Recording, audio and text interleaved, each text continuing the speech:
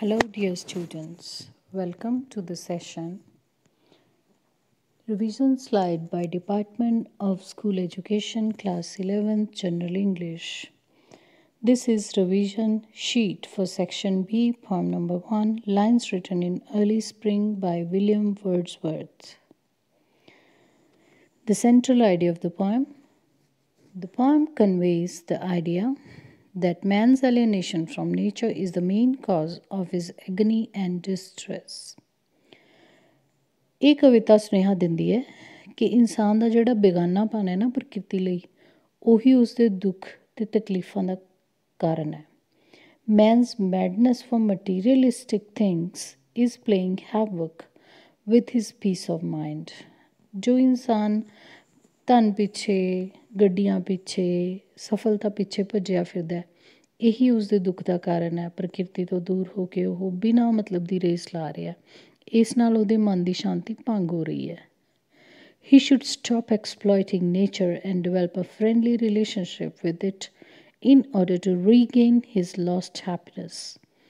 ਕਵੀ ਇਹ ਮੰਨਦਾ ਹੈ ਕਿ ਇਨਸਾਨ ਨੂੰ ਆਪਣੀ ਖੋਈ ਹੋਈ ਖੁਸ਼ੀ ਵਾਪਸ ਲੈਣ ਲਈ ਪ੍ਰਕਿਰਤੀ ਨਾਲ ਦੋਸਤਾਨਾ ਰਿਸ਼ਤਾ ਰੱਖਣਾ ਪਏਗਾ। Only nature can help him come out of his self-created chaos. ਸਿਰਫ ਪ੍ਰਕਿਰਤੀ ਹੀ ਹੈ ਜਿਹੜੀ ਮਨੁੱਖ ਨੂੰ ਆਪਣੇ ਖੁਦ ਦੇ ਹੀ ਪੈਦਾ ਕੀਤੇ ਹੋਏ ਉਲਝਣ ਤਾਣੀ 'ਚੋਂ ਬਾਹਰ ਕੱਢ ਸਕਦੀ ਹੈ। Now the textual questions. Number 1. The poet describes a bittersweet moment. What is the bittersweet moment? ਕਵੀ ਕਿਹੜੀ ਖੱਟੀ ਮਿੱਠੀ ਜਾਂ ਕੌੜੀ ਮਿੱਠੇ ਪਲ ਦੀ ਗੱਲ ਕਰਦਾ ਹੈ? The poet describes the moment bittersweet because pleasant and sad thoughts occupy the poet's mind at the same time.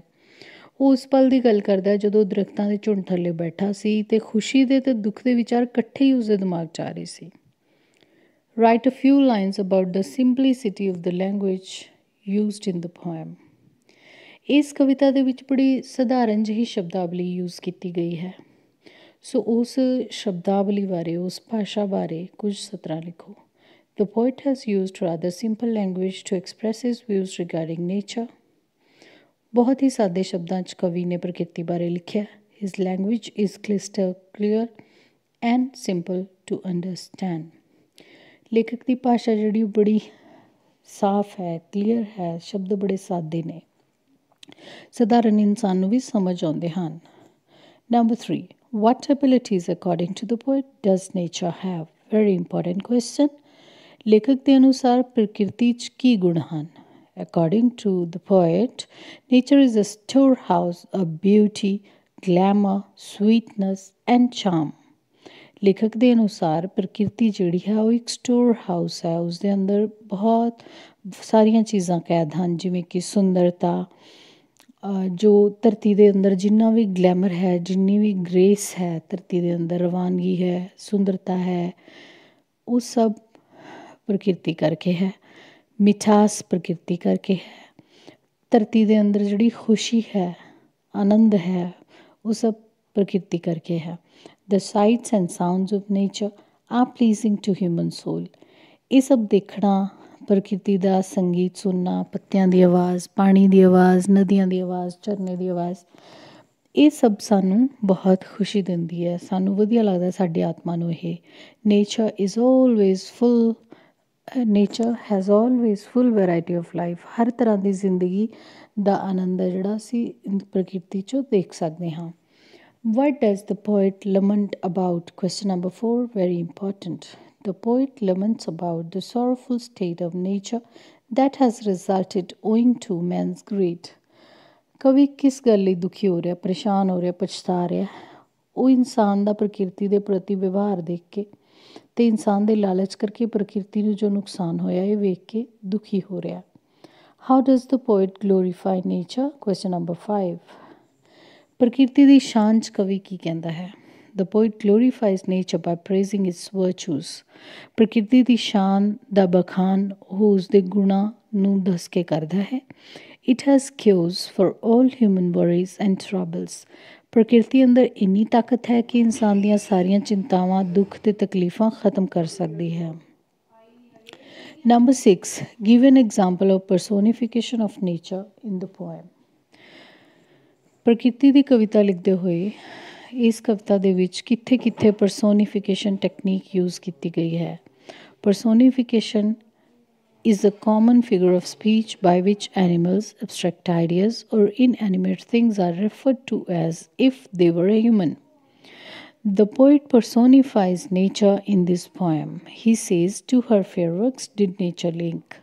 So, ਇਹ ਜੋ ਲਾਈਨ ਹੈ "To her fair works did nature link", ਇਸ personification technique यूज़ ਕੀਤੀ ਹੈ ਕਵੀ ਨੇ। ਤੇ ਪਰਸੋਨੀਫਿਕੇਸ਼ਨ technique ਕੀ ਹੁੰਦਾ ਹੈ? ਫਿਗਰ ਆਫ ਸਪੀਚ ਹੁੰਦਾ ਜਿਸ 'ਚ ਜਾਨਵਰ ਜਾਂ ਅਮੂਰਤ ਚੀਜ਼ਾਂ ਜਾਂ ਨਿਰਜੀਵ ਵਸਤੂਆਂ ਮਨੁੱਖ ਦੀ ਤਰ੍ਹਾਂ ਵਿਵਹਾਰ ਕਰਦੀਆਂ ਅਤੇ ਗੱਲਾਂ ਕਰਦੀਆਂ ਦਿਖਾਈਆਂ ਜਾਂਦੀਆਂ ਹਨ। Now the comprehension passage, read the stanza and answer the questions given below. To her fair works did nature link, the human soul through me ran, and much it grieved my heart to think what man has made of man। ਤਾਂ ਕਵੀ ਕਹਿੰਦਾ ਹੈ ਕਿ ਧਰਤੀ ਦੇ ਕੰਮ ਕਿੰਨੇ ਨੇਕ ਹਨ, ਹਮੇਸ਼ਾ ਦੂਸਰਿਆਂ ਦਾ ਭਲਾ ਕਰਨਾ, ਬਦਲੇ 'ਚ ਕੁਛ ਨਹੀਂ ਲੈਣਾ, ਅਤੇ ਸਾਰੀ ਇਨਸਾਨੀ ਆਤਮਾ ਵੀ ਇਸੇ ਤਰੀਕੇ ਨਾਲ ਹੀ ਆਪਣੇ ਅੰਦਰ ਧਰਤੀ ਦੇ ਗੁਣ ਸਮਾਹਿਤ ਕਰਕੇ ਚੱਲਦੀ ਹੈ। ਪਰ ਮੈਂ ਇਹ ਦੇਖ ਕੇ ਬਹੁਤ ਦੁਖੀ ਹੁੰਦਾ ਹਾਂ ਕਿ ਇਨਸਾਨ ਨੇ ਪ੍ਰਕਿਰਤੀ ਦਾ ਕੀ ਹਾਲ ਕਰਤਾ।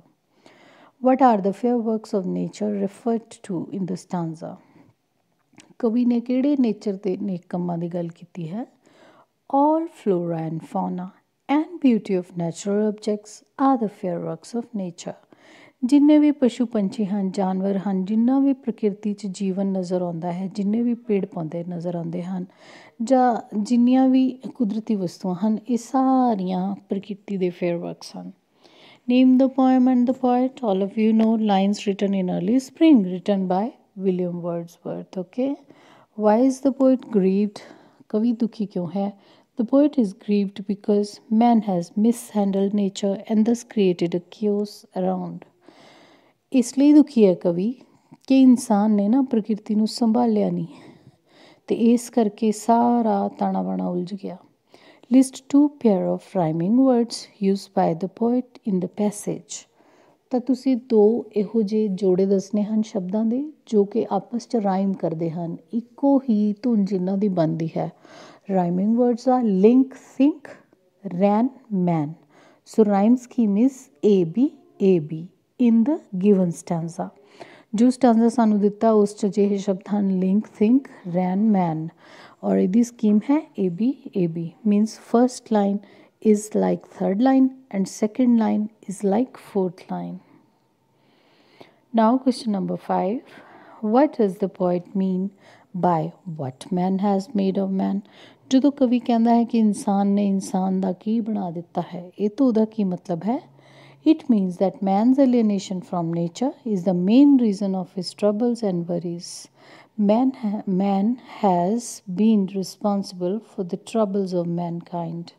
ਸੋ ਇਸ ਦਾ ਮਤਲਬ ਹੈ ਕਿ ਇਨਸਾਨ ਨੇ ਆਪਣੇ ਦੁੱਖ ਤਕਲੀਫਾਂ ਖੁਦ ਹੀ ਵਧਾਏ ਹਨ, ਅਤੇ ਮਨੁੱਖ ਹੀ ਮਨੁੱਖ ਦੇ ਜੋ ਦੁੱਖ ਆਏ ਹਨ ਮਨੁੱਖ ਉੱਤੇ ਉਸ ਲਈ ਜ਼ਿੰਮੇਵਾਰ ਹੈ, ਕਿਉਂਕਿ ਮਨੁੱਖ ਦੀ ਪ੍ਰਕਿਰਤੀ ਨਾਲ ਛੇੜਛਾੜ ਨਾਲ ਹੀ ਇਹ ਸਾਰੀਆਂ ਕੁਦਰਤੀ ਆਫਤਾਂ ਆਉਂਦੀਆਂ ਹਨ, ਬਿਨਾਂ ਕਾਰਨ ਕਦੇ ਨਹੀਂ ਆਉਂਦੀਆਂ। Dear students, for more information you can click on the link given here, and this link is of Punjab Educare app. You can type on the you can say Play Store and find out the Educare app for notes, videos and further study material. This slide has been prepared by Mr. Rajesh Kumar, lecturer in English, Government Senior Secondary School, Tanda Ram Sahai, Hoshiarpur, and vetted by Monica Thakur, lecturer in English, Government Senior Secondary, Sector 1 Talwara, Hoshiarpur. Padho Punjab, Padhao Punjab English project. Dear students, I will also give the link of the complete analysis of the poem. You can also check that link. Also subscribe the channel, like and share with your friends. Stay connected for further such material. Thank you. Have a nice time.